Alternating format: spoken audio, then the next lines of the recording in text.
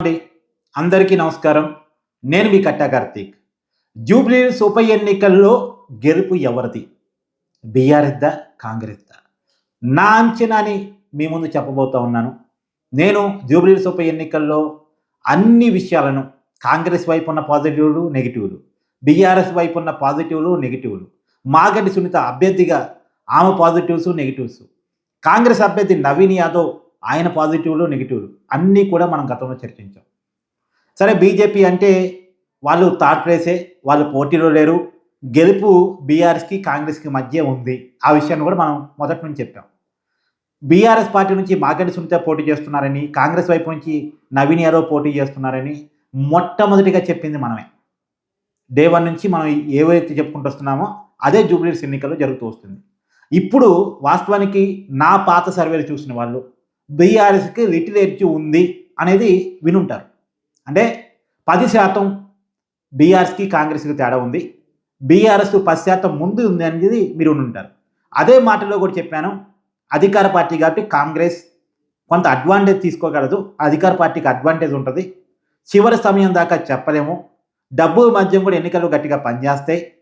కానీ నేను గతంలో కూడా చెప్పాను. అంటే రియాలిటీ ఏంటి అన్నది. ఇప్పుడు గ్రౌండ్ వేరేగా ఉంటది. ఎన్నికల మ్యానిప్యులేషన్ వేరేగా ఉంటది.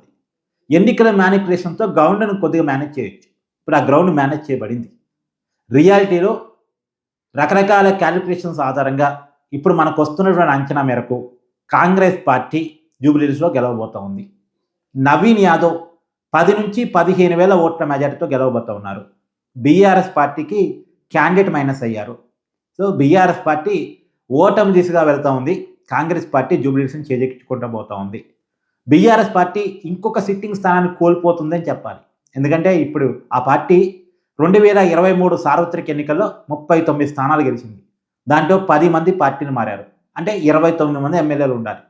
వాళ్ళలో ఒక ఎమ్మెల్యే సికింద్రాబాద్ కంటోన్మెంట్ ఎమ్మెల్యే లాస్సాన్ ఎంత రోడ్డు ప్రమాదంలో చనిపోయారు. అక్కడ వచ్చినటువంటి ఉప ఎన్నికల్లో కాంగ్రెస్ అభ్యర్థి గెలిచారు శ్రీ గణేష్. అక్కడ కూడా ఒక స్థానం మిస్ అయింది బీఆర్ఎస్ పార్టీకి. అంటే 28 మంది ఎమ్మెల్యేలు ఉన్నారు. ఇప్పుడు ఈ ఎమ్మెల్యే కూడా మిస్ అయితే వాస్తవానికి మాగంటి గోపీనాథ్ గారు చనిపోయిన తర్వాత పేరుకు 28 ఉన్నా 27 మంది ఉన్నట్టు లెక్క. ఇది ఎన్నికెళ్తుంది. ఇప్పుడు ఎన్నికల్లో కూడా ఇక్కడ కూడా కాంగ్రెస్ గెలిస్తే బీఆర్ఎస్ పార్టీకి ఇక చేతిలో ఉండేది అఫీషియల్‌గా 27 మంది ఎమ్మెల్యేలు మాత్రమే. కాబట్టి బీఆర్ఎస్ పార్టీ మరొక సిట్టింగ్ స్థానాన్ని కోల్పోతుందని చెప్పాలి. ఇప్పుడు కోల్పోతే రేపు ఖైరతాబాద్‌లో కూడా బీఆర్ఎస్ ఇబ్బందికరమైన రాజకీయ సిట్యుయేషన్ ఎదుర్కొంటుంది. ఎందుకంటే గతం నుంచి చెప్తా వస్తున్నా. జూబ్లీహిల్స్‌లో ఏ ప్రభావం అయితే ఏ పార్టీ అయితే గెలిచిద్దో అదే ప్రభావం ఖైరతాబాద్ ఎన్నిక మీద ఉండేటువంటి అవకాశం ఉంటుంది అని చెప్పేసి. ఎందుకంటే ఈ 2 పక్కపక్క నియోజకవర్గాలు. ఖైరతాబాద్‌లో ఖచ్చితంగా ఉప ఎన్నిక వచ్చేటువంటి అవకాశం ఉంటుంది. ఇది కాంగ్రెస్ పార్టీకి మోరల్ బూస్టింగ్. రేపొచ్చే జీహెచ్ఎంసీ ఎన్నికలు కావచ్చు, రేపు తెలంగాణ వ్యాప్తంగా జరిగేటువంటి లోకల్ బాడీ ఎన్నికలు కావచ్చు. అంటే సర్పంచ్, ఎంపీటీసీ, జడ్పీటీసీ ఎన్నికలు కావచ్చు. తర్వాత జీహెచ్ఎంసీ ఎన్నికలు కావచ్చు. వీటన్నిటి విషయంలో కాంగ్రెస్ పార్టీకి మోరల్ బూస్టింగ్‌గా జూబ్లీహిల్స్ గెలుపు అనేది నేను అనుకుంటున్నా. ఎందుకంటే ఈ అన్ని ఎన్నికల కంటే ముందు వచ్చిన ఎన్నిక కాబట్టి. అంటే ఒక ఎన్నిక ఇంకో ఎన్నిక మీద ప్రభావం ఎలా ఉంటది అంటే ఇప్పుడు కర్ణాటకలో కాంగ్రెస్ గెలుస్తుంటాం. తెలంగాణలో కాంగ్రెస్ గెలవడానికి కారణమైంది. అంతకుముందు కాంగ్రెస్ అసలు తెలంగాణలో పెద్దగా లేదు. ఊపులో లేదు. బీఆర్ఎస్ వర్సెస్ బీజేపీ నడిచేది ఒకప్పుడు. ఎన్నికలకి 2023 సార్వత్రిక ఎన్నికల కంటే కొన్నాళ్ళ ముందు. 6 నెలల లోపులోనే కాంగ్రెస్ ఒక్కసారిగా వేవ్ క్రియేట్ అయింది. దానికి కారణం బీఆర్ఎస్ మీద వ్యతిరేకత. అదే సమయంలో కర్ణాటకలో కాంగ్రెస్ గెలవటం, కాంగ్రెస్ ఊపులోకి వచ్చింది అనేటువంటి ఒక దానివల్ల బీజేపీ వైపు షిఫ్ట్ కావడానికి ఇష్టపడని ఓటర్స్ కాంగ్రెస్ వైపు షిఫ్ట్ అయ్యారు. బీఆర్ఎస్ వ్యతిరేకత అంటే కాంగ్రెస్ ఎన్నిక చేసుకుంది. రేవంత్ రెడ్డి గారు పదునైన డైలాగులతో గట్టి ప్రచారం చేసి కాంగ్రెస్ పార్టీని అధికారంలో తీసుకొచ్చారు. అంటే ఒక ఎన్నిక ప్రభావం ఇంకో ఎన్నిక మీద ఖచ్చితంగా ఉంటుందని చెప్పడానికి నేను చెప్తున్నాను. ఇప్పుడు జూబ్లీహిల్స్ ఎన్నిక ప్రభావం రేపు ఖైరతాబాద్ ఎన్నిక మీద ఖచ్చితంగా ఉంటుంది. ఇప్పుడు ఈ ఎన్నికల్లో గెలవటానికి నవీన్ యాదవ్‌కున్న బ్రాండింగ్ ఒక కారణం అయితే, రేవంత్ రెడ్డి చేసిన కృషి ఇంకో కారణం. బాగా ఎన్నికలు మ్యానిపులేట్ చేయగలిగారు. బాగా పకడ్బందీ ప్లాన్ చేయగలిగారు. పైనుంచి గట్టి ప్లానింగ్ తోటి మైనార్టీ ఓట్లని ఆకర్షించడం కావచ్చు. ప్రధానంగా అజారుద్దీన్‌కి మంత్రి పదవి ఇవ్వటం మైనార్టీ ఓట్లని ఆకర్షించడానికి పనికొచ్చింది. రెండోది బండి సంజయ్ ఇచ్చిన అగ్రెసివ్ స్పీచ్ కూడా బీఆర్ఎస్ వైపు ఉన్న మైనార్టీలు కూడా ఈసారికి సంయుక్తంగా కాంగ్రెస్ పార్టీ వైపు టన్ను కట్టడానికి పనికొచ్చారు. ఇక్కడ మైనార్టీ ఓట్స్ చాలా ఎక్కువ. ముస్లిం మైనార్టీస్ చాలా ఎక్కువ. 1,00,000 ఓట్ బ్యాంక్ వాళ్ళకుంది. ఇవాళ వాళ్ళంతా కూడా మేజర్గా కాంగ్రెస్ పార్టీ వైపు వేశారు.